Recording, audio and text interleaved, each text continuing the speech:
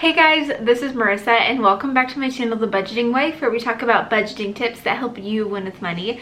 Today we're talking all about that grocery budget, and more specifically how Jacob and I are able to spend less than $250 a month on groceries. I know that I show in my budget report videos and my budget with me videos of our grocery budget, and yes, we always stick to or less than $250 a month, and a lot of you have asked exactly how we do that. So I'm going to be sharing some tips of how we are able to keep our grocery budget pretty low. But before we get into the video, don't forget to subscribe to my channel if you are new. And with that, here are some tips of how we are able to keep our grocery budget under $250 a month. The main way that we are able to keep our grocery budget so low is by meal planning. So I just want to walk through a little bit of what our typical week looks like for meal planning. So first off, breakfast. Jacob and I both have very specific things that we eat for breakfast.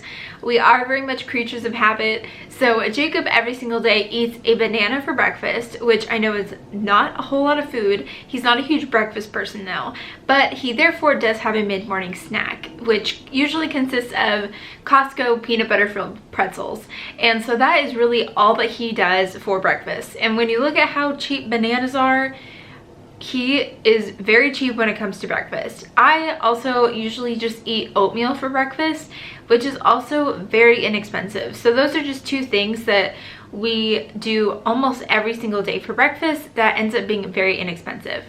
The next thing is lunches. Lunches for us are also pretty consistent. So every single day for lunch while at work, Jacob has a sort of Chipotle bowl. He makes himself his own like chicken, rice, and bean bowl. So it does have a lot of really great protein in there. And he even puts in corn and different kinds of vegetables as well. And that is just something that he loves doing and is a great source of protein. So we get the chicken at Costco, like the rotisserie chicken that's already been peeled off and packaged for you, and we take it home and we divvy it out into like 14 different servings, and therefore every single day Jacob just takes one serving of that chicken and puts it in his lunch. And with that and beans and rice, it ends up being a super inexpensive meal. For me, for lunches, I have to have a little bit more of a variety, but I usually go between a Costco soup and a Costco salad. So I will go in between all of those and switch them in and out. But for me, that's what I typically do for lunch every single day during the work week. So with our breakfast and lunches being so easy, it really boils down to our dinners that are a little bit trickier and something that I have to be more aware of when grocery shopping. So here are a few meal planning tips that I have used more specifically for planning dinners and that have been so helpful in reducing costs in our grocery budget. First off, I will try and find 3 meals that I can make for the week. And yes, there are 7 days in a week, but I only try and find 3 dinners. And that is because there are a lot of things that we end up eating leftovers for, so I actually try to make more of a bigger portion meal at one time, and then we're able to eat leftovers later in the week. Also, there's going to be probably 1 or 2 days in the week that we are going to eat something that we just have in the freezer from Costco because we don't want to cook, and so just having that convenience there. So I try and find 3 specific meals that I can make during the week. Next, I pick meals that have similar ingredients. So for example, this week I wanted to make some yum bowls, which is like a bean and rice bowl with like special sauce. And then I also decided to make a chicken tortilla soup.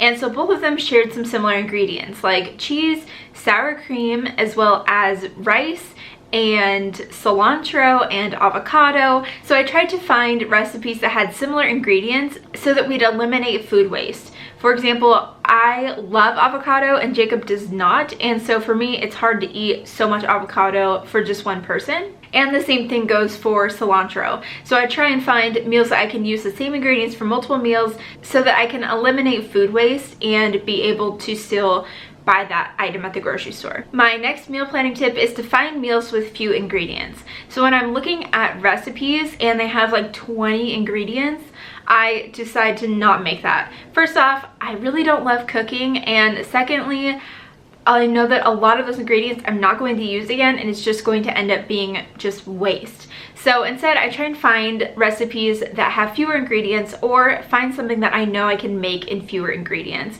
And the final thing I do when meal planning is to shop my pantry first. So I'll look at what I have on hand in my pantry, see if anything needs to be eaten up or used before it expires, and try and find recipes that I can make with those items. And before I go to the grocery store, I always check my pantry to see what I have on hand to make sure that I'm not picking up things that I already have. I guess the overarching tip here is to eliminate food waste. So I try and throw away as little food as possible or let as little things as possible expire. So I definitely try and use ingredients in multiple meals throughout the week and make sure that we are using up all the food that we have bought. Okay, so once I have my meal plan down and I know what I'm going to be making for the week, now it's time to go to the grocery store. So Jacob and I actually don't go to a super cheap grocery store. I know that a lot of you guys will shop at Aldi. We live in Portland, Oregon. There is no Aldi, but we do have something called Winco, which sounds very similar.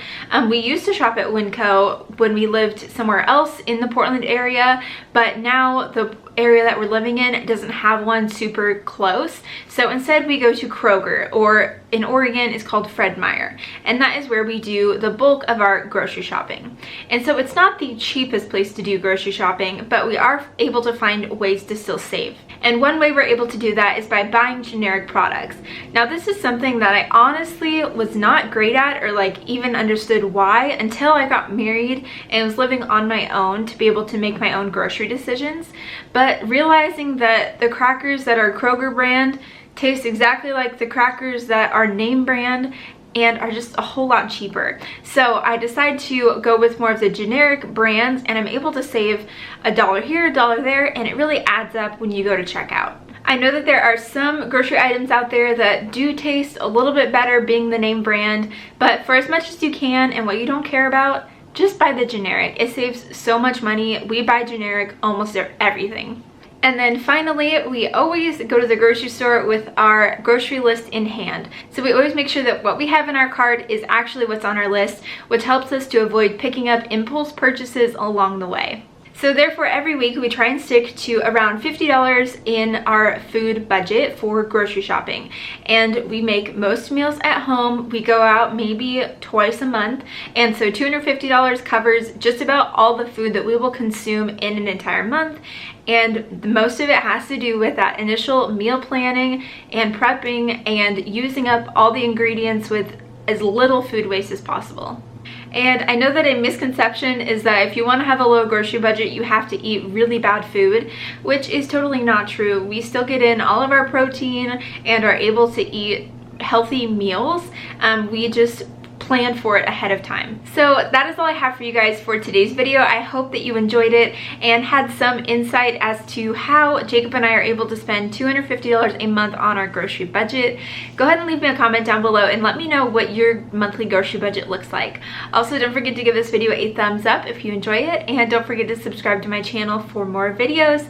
And with that, I will look forward to seeing you guys in the next one. Bye guys.